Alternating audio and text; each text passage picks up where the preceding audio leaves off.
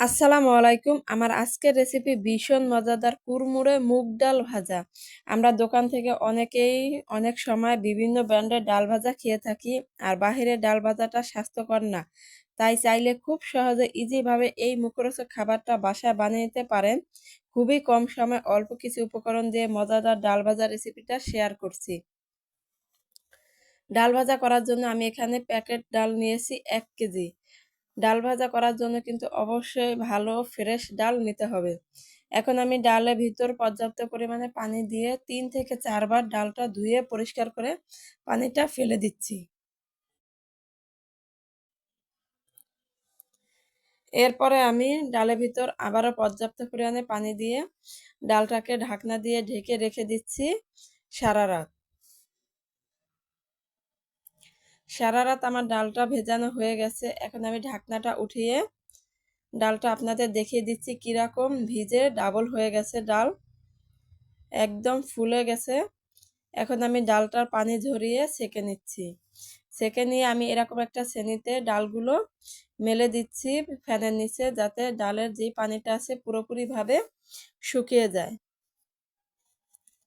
এরপর আমি একটা প্যানে পর্যাপ্ত পরিমাণে তেল দিয়ে দিলাম। তেলটা আমার গরম হয়ে গেছে।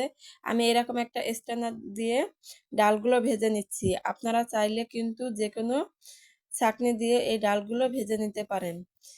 ডালগুলো আমি এখন তেলে দিয়ে একটা চামচের সাহায্যে নেড়ে দিচ্ছি। এই সময় চুলার জালটা হাই হিটে রেখে এই ডালগুলো ভাজতে হবে। চুলার জালটা কিন্তু লো হিটে রেখে ডালগুলো ভাজলে একদম শক্ত হয়ে যাবে, খেতে একটুও ভালো লাগবে না। সেই জন্য যতটুকু সম্ভব হাই হিটে রেখেই ডালগুলো ভেজে নিতে হবে।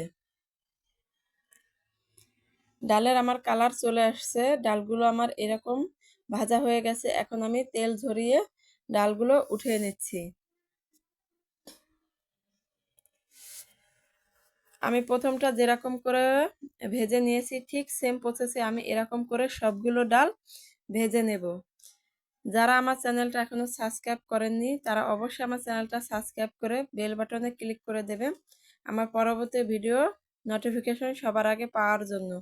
আর যারা আমার এই ভিডিওটা আমার ফেসবুক পেজ থেকে দেখছেন তারা আমার ফেসবুক পেজটা লাইক কমেন্ট শেয়ার করে দেবে।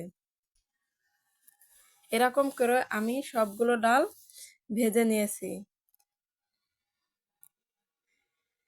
ডালের ভিতর যে একটা এক্সট্রা তেল আছে এটা আমি এরকম একটা টিস্যু দিয়ে চেপে চেপে তেলগুলো উঠিয়ে নিচ্ছি। টিস্যু দিয়ে কিন্তু অবশ্যই তেলগুলো এরকম করে নিয়ে উঠিয়ে নিতে হবে। তেলগুলো আমার উঠে নেওয়া হয়ে গেছে। এখন আমি এই ডালের ভিতর কিছু মশলা অ্যাড করব। প্রথমে দিয়ে দিলাম লবণ, এরপরে দিয়ে দিলাম বিট লবণ।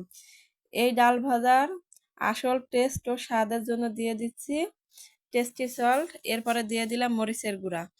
এখন আমি ডালের সাথে ভালো করে এগুলো মিশিয়ে নিচ্ছি। মিশিয়ে নিয়ে আমি গরম গরমে পরিবেশন করে নিচ্ছি।